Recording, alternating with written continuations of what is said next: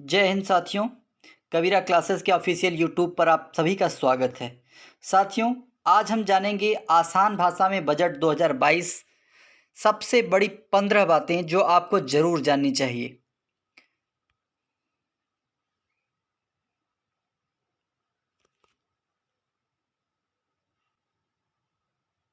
Highlights. केंद्रीय वित्त मंत्री निर्मला सीतारमण ने वित्त वर्ष 2022-23 के लिए पेश किया बजट। उसमें पहला हेडलाइंस है, पूर्वोत्तर के विकास के लिए नई योजना पीएम विकास पहल। नेक्स्ट, अगले 3 सालों में 400 नई वंदे भारत ट्रेन, 25,000 किलोमीटर बढ़ेंगे नेशनल हाईवे।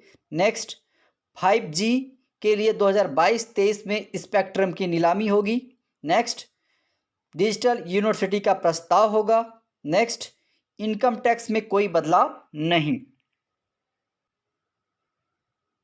कपड़े, मोबाइल चार्जर समेत ये सामान होंगे सस्ते। नेक्स्ट, इस साल सरकार ला रही है डिजिटल रुपया। नेक्स्ट, क्रिप्टो करेंसी से कमाई पर 30% का टैक्स। नेक्स्ट, कारपोरेट टैक्स में कमी होगी।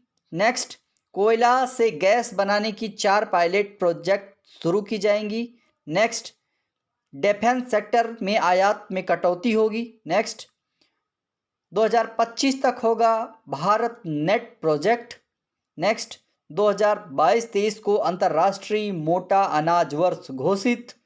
नेक्स्ट, डिजिटल भुगतान को बढ़ावा देने से शुरू होंगे 75 डिजिटल बैंक। नेक्स्ट, एमएसएमई की रेटिंग के लिए 6,000 करोड़ रुपए का कार्यक्रम।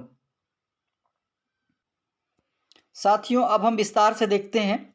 केंद्रीय वित्त मंत्री सीतारमण ने बजट स्पीच में कहा है कि पूर्वोत्तर क्षेत्र के विकास को बढ़ावा देने के लिए पीएम विकास पहल नाम की नई योजना शुरू की जाएगी। उन्होंने कहा कि देश की उत्तरी सीमा पर स्थित गांव को एक नए जीवंत ग्राम कार्यक्रम के दायरे में शामिल किया जाएगा ताकि इन गांवों में विकास को बढ़ावा दिया जा सके।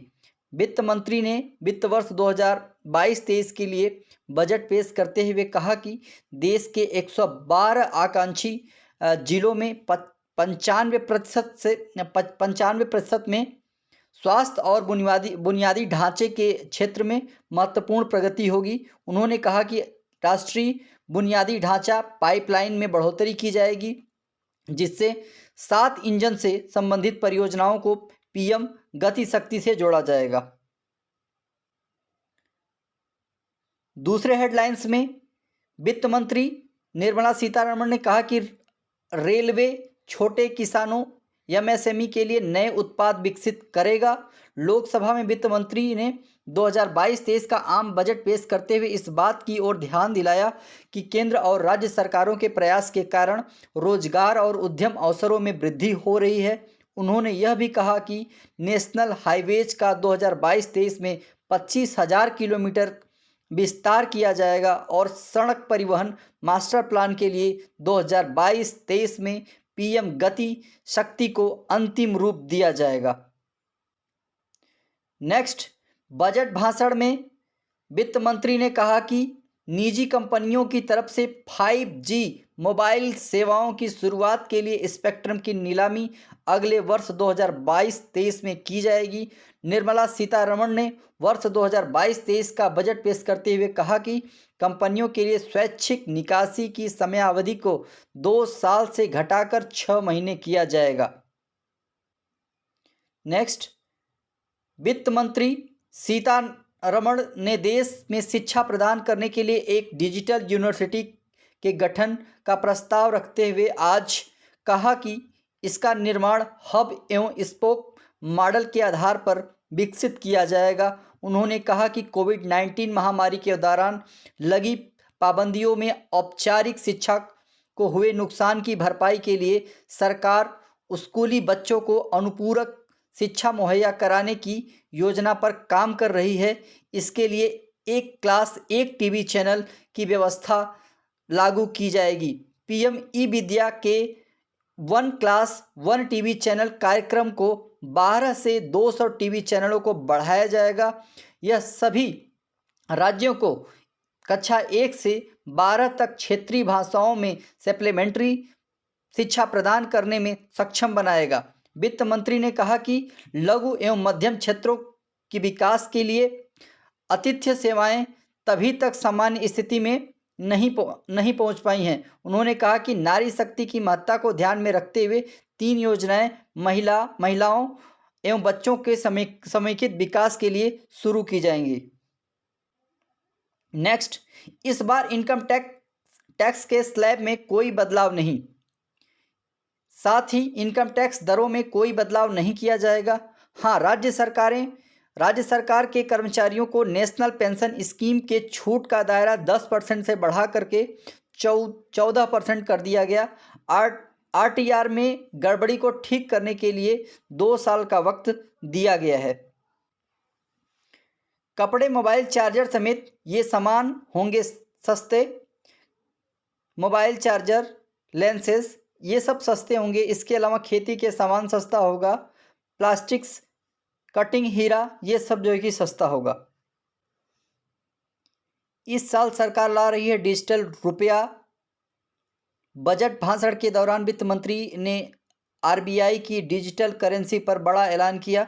वित्त मंत्री ने कहा कि आरबीआई की डिजिटल करेंसी डिजिटल रुपी को नए वित्त वर्ष की शुरुआत में लॉन्च कर दिया जाएगा। डिजिटल रुपी को ब्लॉकचेन टेक्नोलॉजी व अन्य टेक्नोलॉजी के इस्तेमाल के जरिए पेश किया जाएगा। यह टेक्नोलॉजी इकोनॉमी को बिग बूस्ट देगी। करेंसी मैनेजमेंट को ज़्यादा इफ़िशिएंट और कम लागत वाला बनाया जाएगा। नेक्स्ट, क्रिप्टो करेंसी से कमाई पर 30% टैक्स देना होगा। क्रिप्टो करेंसी से होने वाली कमाई पर 30% का टैक्स लगेगा। नेक्स्ट, 2025 तक पूरा होगा भारत नेट प्रोजेक्ट। ग्रामीण इलाकों में ब्रॉडबैंड के विस्तार पर जोर दिया गया। गांव में भी इंटरनेट कनेक्टिविटी बेहतर होगी। भारत नेट प्रोजेक्ट 2025 तक पूरा होने की उम्मीद है।